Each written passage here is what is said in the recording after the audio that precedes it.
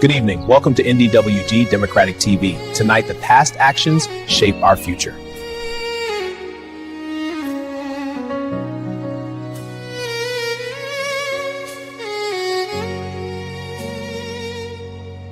Mwari wetu inzwa kuchema nika yedu yavapanguva takamira pamugano wera mangwana. Good afternoon, good evening, good morning, wherever you are in the world, and welcome to NDWG Global TV. This is where we hear the voices on the ground and what a real conversation about the real Zimbabwe. And this afternoon, we are tackling a very critical issue, the Constitutional Amendment Bill number 3, and also a bigger question is Zimbabwe truly independent? And joining me this afternoon is a passionate and civil rights activist, Becky, whose journey spans grassroots activism, labor movements, and opposition politics. Becky, welcome to NDWG Global TV. Thank you very much, Mr. Takazwida. Let's start with your journey, where you were born in Beitbridge West. Take us through your early life and what shaped your path to activism. Okay. Thank you very much, Mr. Takazwida. I am Becky Mpilombedzi. I was born in Beitbridge. It's Beitbridge West, in a village called Toporo. My father actually is a war veteran. He was in the world liberation struggle with the Zanla forces. Actually, they are the pioneers of the struggle here in Matabeleland South, where he came from school in Manama Secondary School. They were the early children who ran away from school to go to the liberation struggle of the 70s. Then as I grew up, I would hear the history as my father told me how they fought the white minority rule. He was so passionate about a good Zimbabwe, a Zimbabwe where people would thrive at all endeavors. He was someone who grew me with that love of the country. The funny part, he loved the leader of the political party, ZANU-PF, Mr. Mugabe. He would idolize him, actually. So then I grew up, then I went to school. At high school, I was at Tongwe Secondary School. Then I went to Foundation College, where I did some marketing studies there. Then from there, I did my civil rights activism. Actually, when I was working at the SPA, where I worked at the bakery there, I was one of the representatives of the Workers' Committee there. I would work hand in hand with the Zimbabwe Congress of Trade Unions in standing for the rights of the workers. We won quite a landmark cases to do with the workers' rights in the labor unions there. Then I also served in the United Movement for Devolution. I also served in the Movement for Democratic for Change from 2013 to around 2018. That's actually my past history. Then within the communities here, I'm all known about, I am so passionate about issues of development, which is in our local authority, our councils. I'm involved with the many development committees within my community.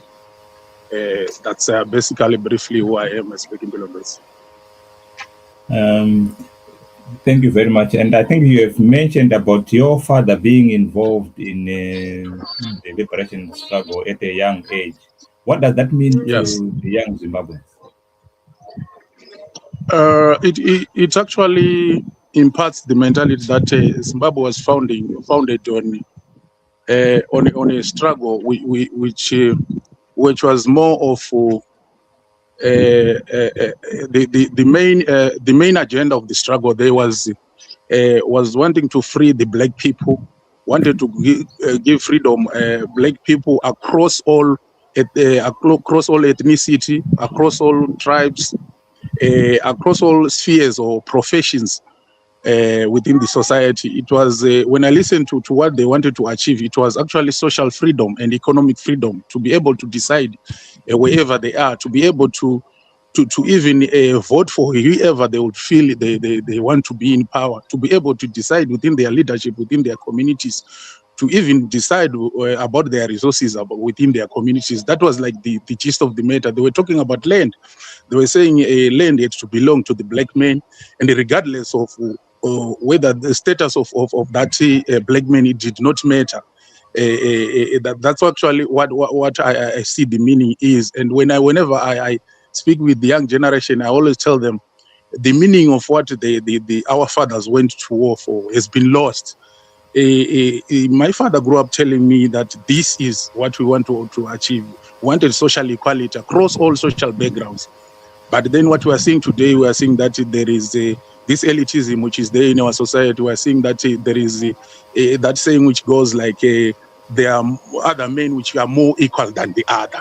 That's what we are facing in Zimbabwe. So I always tell them that we by all means try unite on the principle that let's all be equal, be it to the justice system, we must be equal, be it economically in our jobs, be it in our investments, whether we want to invest, whether we want to venture into entrepreneurship. We must not find this partisan way of being served by the government in place. I think in general, that's how I kind of relate with the youth of today as I tell them about the history of my father and myself as I grow up. Thank you very much, Becky. I just want to ask you. This is personal to you. Your father fought Yes. in the ZANU forces. Yes, And he idolized the leadership of ZANU in the form of Robert Mugabe. And Yes. now you are in the opposition politics. What drew you to the opposition politics? Sorry? What drew you to opposition politics? What drew me to opposition politics was like what was being said by my father and what I was experiencing as the youth of the times after the 1980 independence. There were two things apart. My father was saying this. My parents were saying this. Then what I was experiencing as a youth was totally different from what they were saying and what they meant about when they saying we fought this struggle. So it was like when as I got old, I got to question myself. Issues such as there were times when they were given the 50,000 Zimbabwean dollars. It was very valuable by the time they were given. And I believe if the economic policies of the time when the people were given that 50,000 remained at the same, remained consistent until today as they were the same economic policies, maybe that the lumps, the other installments which they get in each and every month as OVETs would actually be having value even today. But it has already collapsed. Those pensioners are actually getting next to zero right now. So I'm like, what was the purpose of the struggle then? When my father was saying the struggle was to empower the citizen of Zimbabwe, was to empower every child, was to empower everyone. You find that you go to school, after you finish school, you want to prosper within your vicinity without getting out of the country, without maybe going to America or to South Africa. You want to prosper where you are in Beitbridge, whatever you were trained in, you want to prosper where you are. But you cannot prosper because the economic policies are not conducive. We see it now. You find that once you study, after studying, you are told, now you have to go look for a job somewhere. So those things are the things which actually forced me to say, I have to do opposition politics, because what my father went to war for is not what is happening on ground, is not what we are facing on a daily basis. More poverty is thriving. There is so much social inequality. We're finding that corruption is embraced. We're finding that the same systems like the labor abuses, which the people of the time would talk about. They were saying the white people would beat you up if you did not go to work. You would be punished so severely for maybe wanting to to have your own business, etc.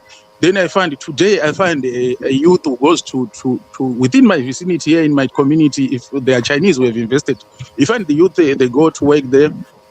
When the month ends, they're given slavery wages. Then after that, whenever they complain, you find that they can be dismissed willy-nilly, and nobody can question about it. You find that they can be abused in simple issues. You find that someone was killed just because he was shot at, just because he went to the China boss there and he asked for his overtime. You see now. So to me, on its own, that's actually what pushes me to be an opposition activist. That's what pushes me to say we need to correct this. Maybe my father had a good heart for this country. Sadly, he passed on by 1999. Maybe he had a vision for this country, but then that vision is not lived up to by people who are still surviving today within these ZANLA forces. Thank you very much. Let's now get into today's the heart of today's conversation, bill number 3. Thank you.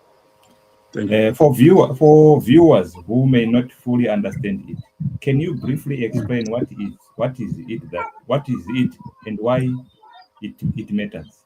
Bill number 3. Okay, thank you very much. What the bill actually is actually advocating for, it is actually advocating for actually eradicating the principle that the citizens must vote for their own president. That is part of the section of the section of the bill. It is advocating that the members of parliament will have to vote for their own for the president once they are voted into power in elections.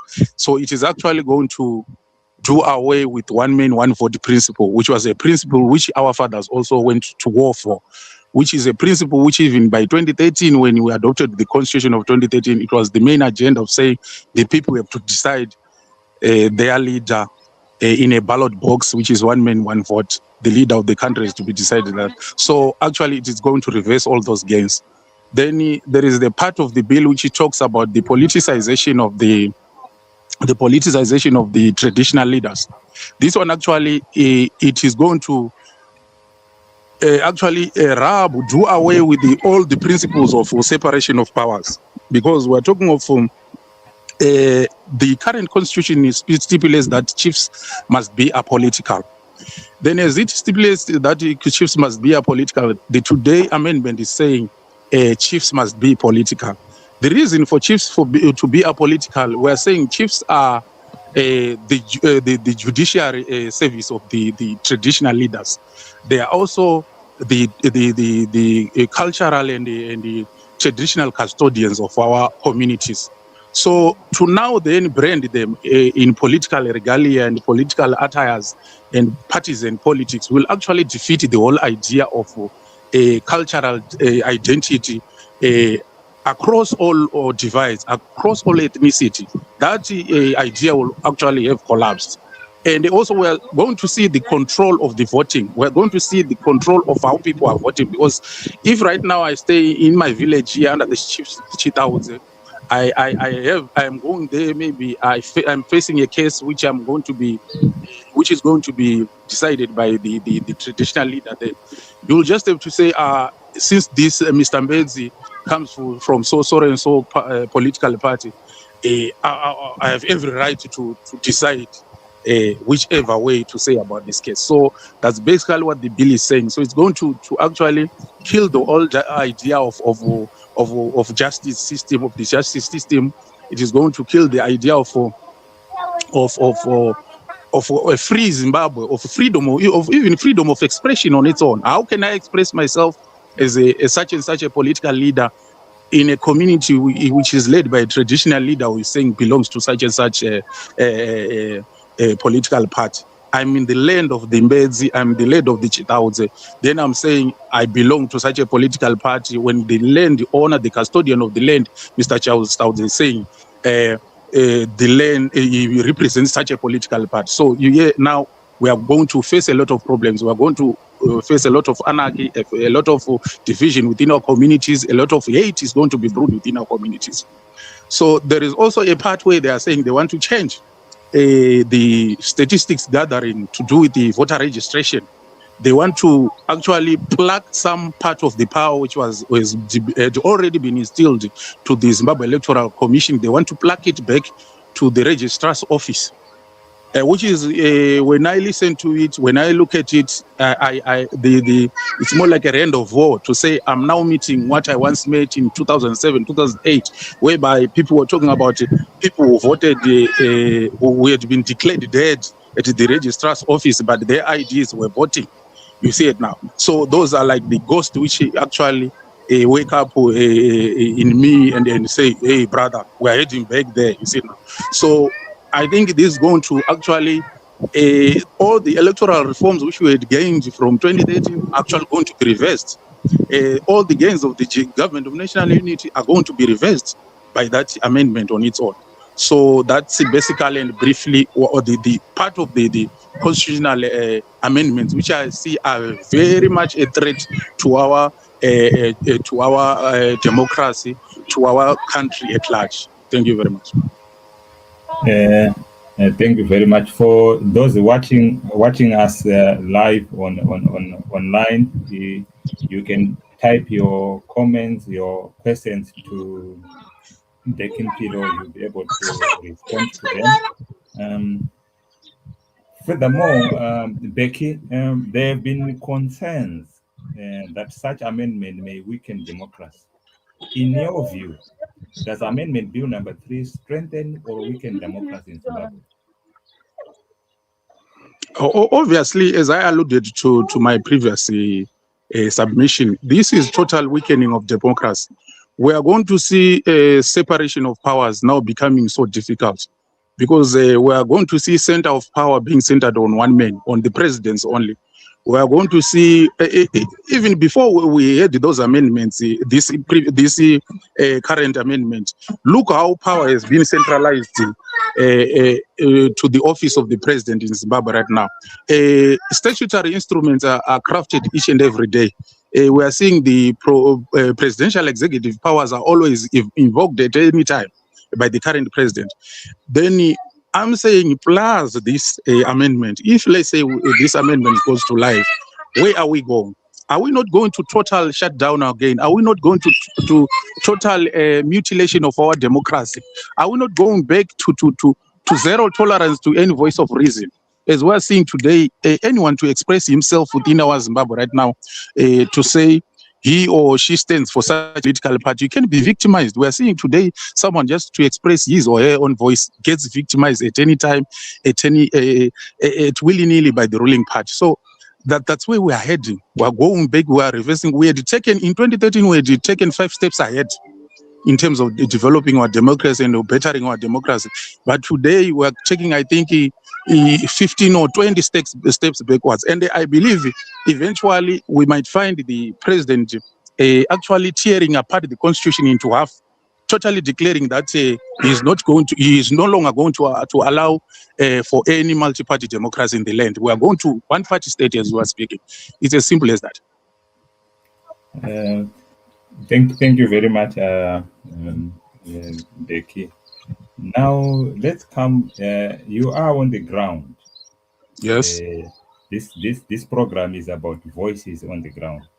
From your engagement with the ordinary Zimbabweans, workers, youth, rural communities, what are people saying about the governance and independence of Zimbabwe?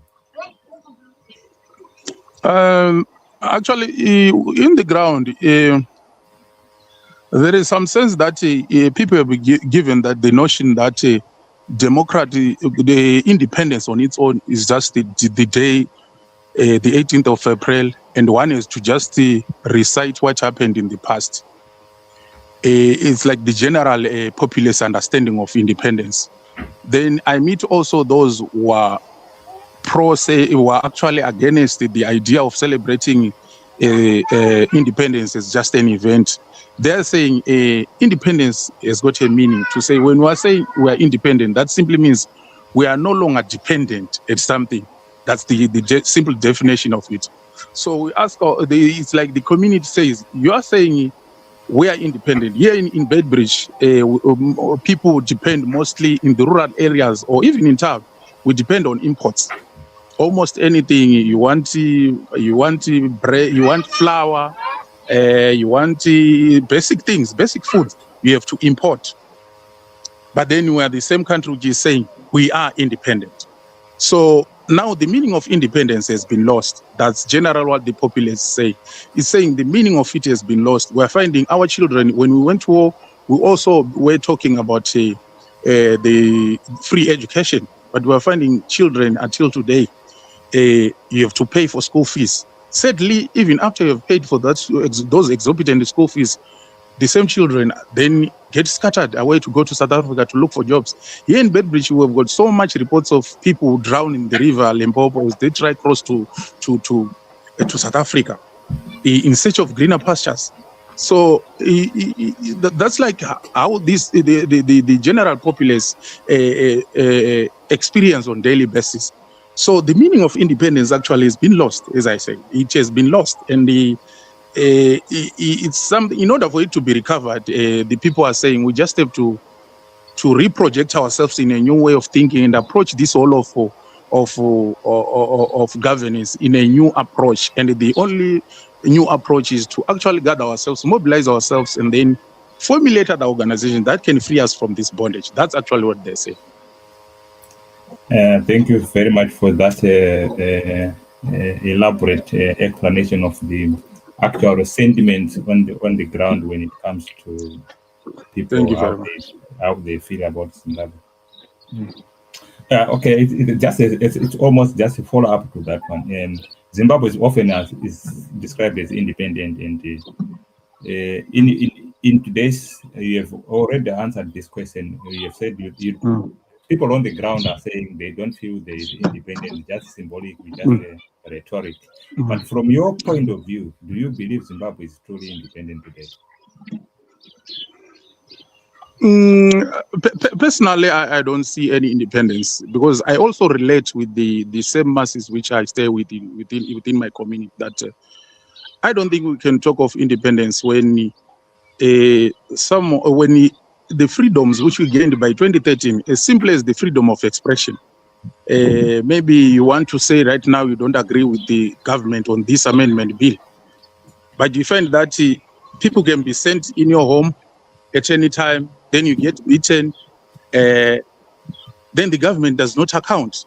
Right now we're hearing there is a guy, it was in Harare, it was a certain youth, is it Mona or Midzi?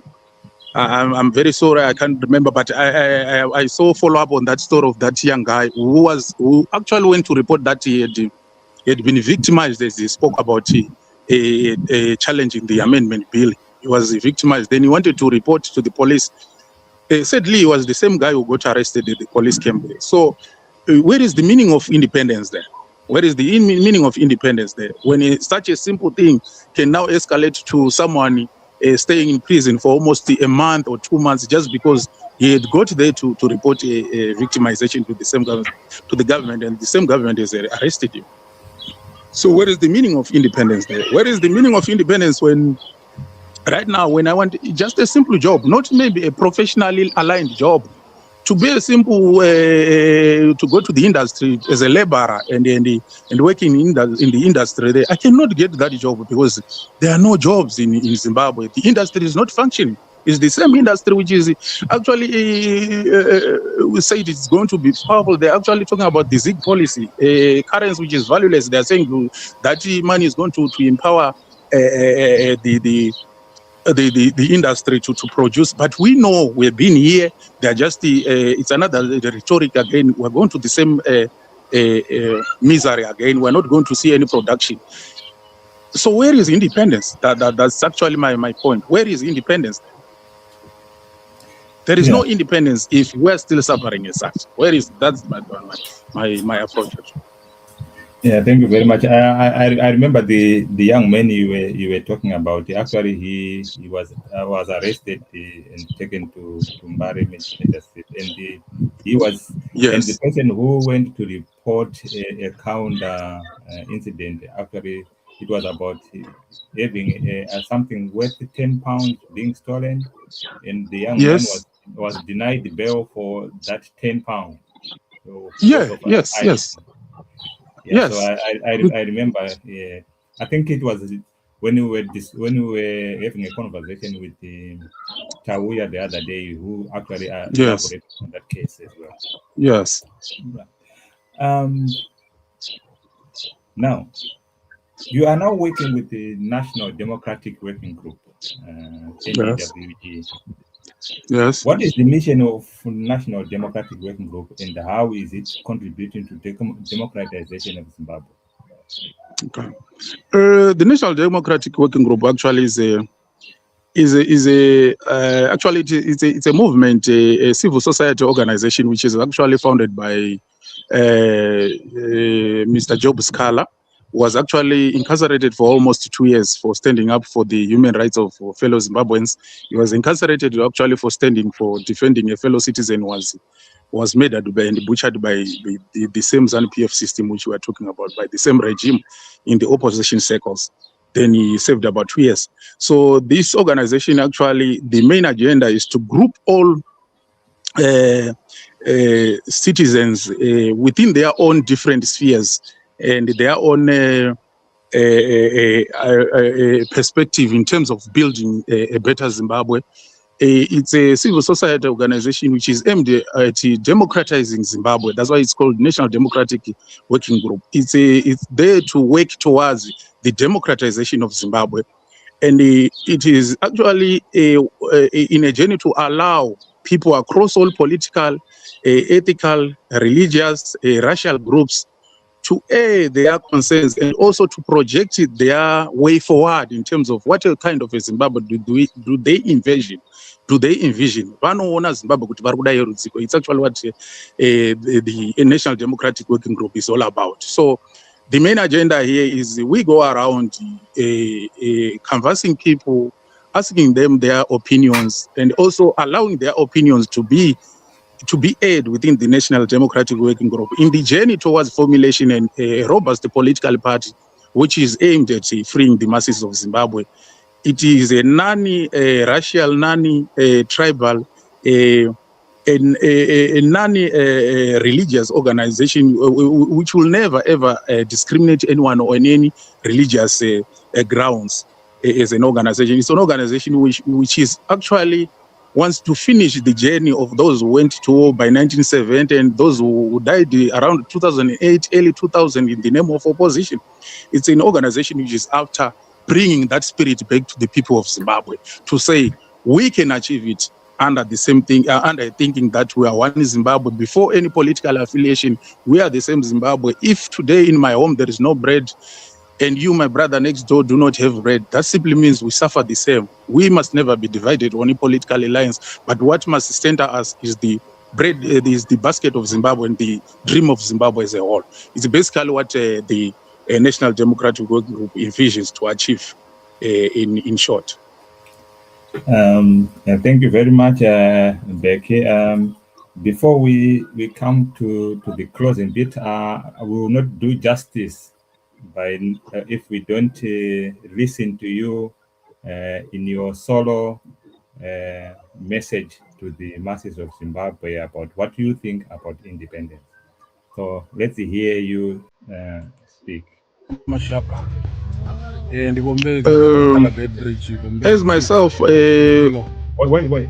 as a, ndimvenha mbikwa na tombo la vibasa ra mvenha fedzi ndindi ya midzi ndikundonga rambo fedzi vane varifa ndafa chafuka nachawadza chinada mwari vazinda vashu nena vahone kana ni chikwarakwara kana ni chituri pasi kana ni toporo kana ni masera kana ni sveretiwe iriwe mashaka nisingotitsvenya ukuda una muvuso pano ukufara bembele vane vari ni independence ndivalambokoro nganzi 18 dza April onoyo mwedzi onono nendikuri mashaka we nisingotitsvenya ngauya khaino ni dikita idzuleleni midini yanu ni siyani nazvo ngauri kana khala Zimbabwe mbokoro hauna mbokoro ine yavahone ndi ya mazvifi rotombokorola vana vavamwe rotombokorola vamwe vathu ori ne vamwe vathu the ordinary people orali auna na muthiyo wokorola uḓo ri na mbofholowo ifhio hezwo zwino tshiri wa gudisa ṅwana wau o fhedza dzi kholomo na dzimbudzi miḓini henefho arali a tshi yo nyaga mushumo a sa wani kha ḽa Zimbabwe ḓo tea uri a wana South Africa na yo wana America. U ḓo ri na mbofholowo ifhio uri henefho wa lwala hune wa vha hone wa ya sibadela wa ri khou ya ṱoḓa mushumo wa ri khou ya ṱoḓa u lafhiwa u nga si lafhiwi u ḓo wana mishonga hu sina ambuḽentse vhumakumo ya hone takula hune na vha hone a hune ya uri ni takule ni to ḓivhonela henefho. Zwino mbofholowo ri vha ri khou amba ifhio ni ḓo ri na mbofholowo ifhio na musi vho munangagwa vha khou ri vha khou nyaga uri vha dzule ofisini mpaka maḓuvha avho a u fa vha khou ngo tou tshintsha na heyo ndayotewa ya ra tendelana nga 2013 uri i vha tendele uri vha ḓi dzulele muvhusoni mpaka hune vha funa hone vha vha tshi voteliwa phalamenndeni mara hone uri vho voteliwa nga vhathu u vhone vha tshi khou dzhena tshiduloni. Ri ḓo ri ndi ifhio mbofholowo henefho. Vhana vha mathembeleni vha Tshivenḓani vhoṱhe Masuthu Madevhele na Matsonga zwoṱhe zwo ṱangana ndi uri a ri ṱanganani ri tendelana tshithu tshithihi ni songo ḓitswenya nga ḓuvha ḽa mbofholowo ḽa mazwivhi ḽa namusi ḽa dzi 18 ino khou vhuya ni songo vha na zwiḓitswenya nga dzi 18 April ni songo vha na ḓitswenya u bva miḓini yanu dzulani miḓini yanu nango vha vhulaya dzinḓou dzavho na dzimini dzavho henengei vha ḓo ḽa nthihi ikuri a hu na mbofholowo ine ra vha khayo. Ri ḓo ri kha mbofholowo ifhio uri pfhanelo dzashu vhukuma dzi ri kha ndayotewa yashu a dzi ṱhoniphiwi na ya shuma machainani zwino ni holiswa masheleni a no nga 2000 randa. Muchaina u ya kona kana u vhulaya muthu wa Zimbabwe a tshi mu vhulaela uri u khou ya nga tshelede yawe muvhuso wa fana wa sedza wa to sea maḓuvha no vhukuma ri under modern day slavery hu na exploitation no to italea muvhuso wa sedza. Dzi ḓo ri kha mbofholowo ifhio ndawe nduna ndi khou ri hone fhungo ḽi ri hone ni songo ya nga dzi 18 dza April kha independence ḓi dzuleli miḓini yanu vha ḓo ḽa vhone vho munangagwa na vhana vhavho na mashaka avho dzi independence dzavho dze vha ḓi itela uri ne vho khotsi yashu a huna zwe vha ḓo sokou tenda zwenezwo ri ḓo itani vho lwela uri ri sogole hayi ni songo ḓitswenya ndawe ndiwo ndaa.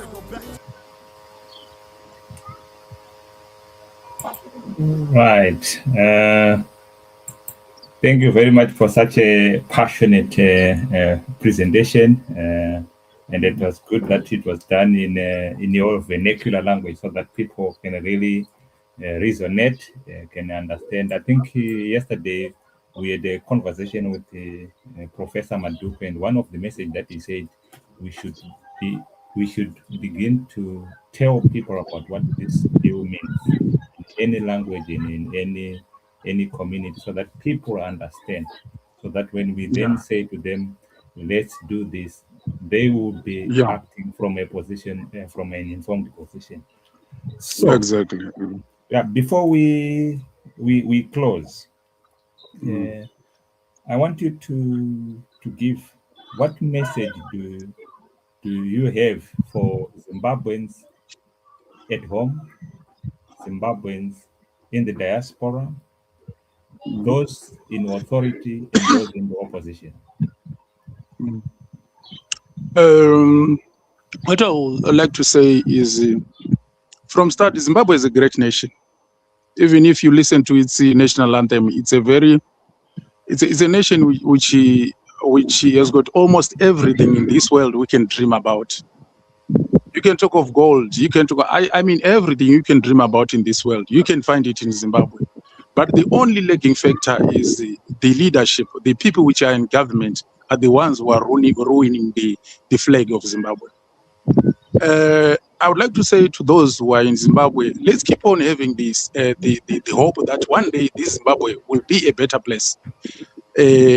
But only hoping without doing anything is not enough. We must hope at the same time, initiating thoughts, initiating practical measures towards getting our freedom. It's not only thinking about it, it's not only talking about it. Let's act towards what we mean. Then I believe one day we'll see a Zimbabwe. Those in diaspora, do not forget that back home there is a duty. Most of those in diaspora went in the name of economic freedom. You are there to cover the space of bread and butter issues. But back home where you come from your village, whether it's Motoko, whether it's Toporo, whether it's Limpopo, that's where you belong, and that's where the development of you as an individual begins from. So in order to restore that identity, support the organizations back home in any way you can. be it financially, be it even in the social media, to air the voices there in support. It's enough. Solidarity is good enough. In the embassies there, let's see you who went there outside of Zimbabwe in search of greener pastures. Let's see you supporting those like-minded organizations when they stand up. It's not that you belong to them when you stand with them, but you belong to them in the name of Zimbabwe. Zimbabwe must be above all political divides, whether in the ruling party or in the opposition. What matters is Zimbabwe is to be saved by people who love it. And Zimbabwe is a great nation. Above all politics, above all individuals, which we can hate as persons. Maybe I can hate someone because he does this wrong. Maybe today I hate Mnangagwa as an individual because of what he's doing. But above that, we are all Zimbabwe. Me and Mnangagwa, we are Zimbabweans.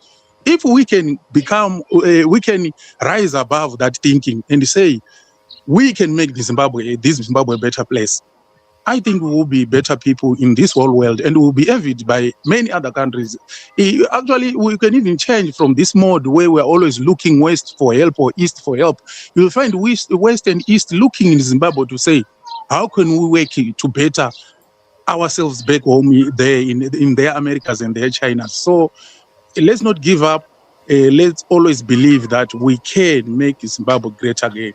That's what I can basically say. Yeah.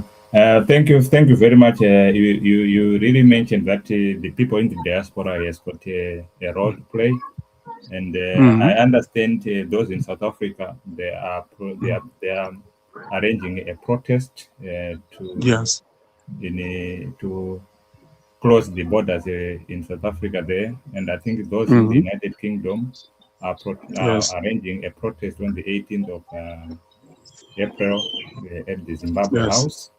So if you are in South Africa, get in touch with those that are arranging the protest in South Africa. If you are in the United Kingdom, join hands with those that are arranging the protest in the United Kingdom. If you are in any other country where there are no initiatives, you are there, you can start to raise concerns and gather people so that you can do something in whichever direction you find yourself in.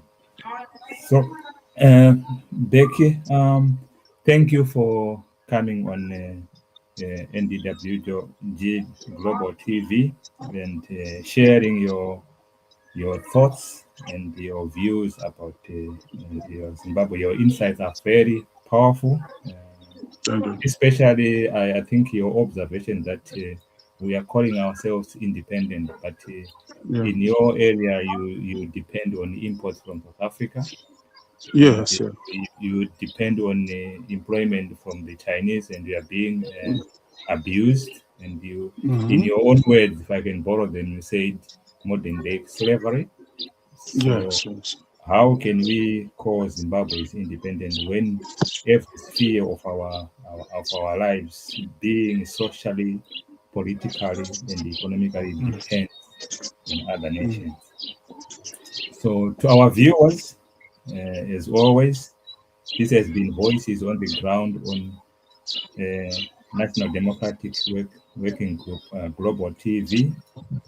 This conversation continues. Is Zimbabwe truly independent? And whose voices really matters? Are the voices of the masses matter, or is it just the voices of those in power? I am your host, Misha. Stay informed, stay engaged, and stay empowered. Until we meet again, hopefully with Becky or any other person that is really on the ground, I say good day. Thank you, Becky, for being our guest today. Thank you, bro. To help us grow, please give us a big thumbs up, share this video with your network, and hit that subscribe button right now. How did you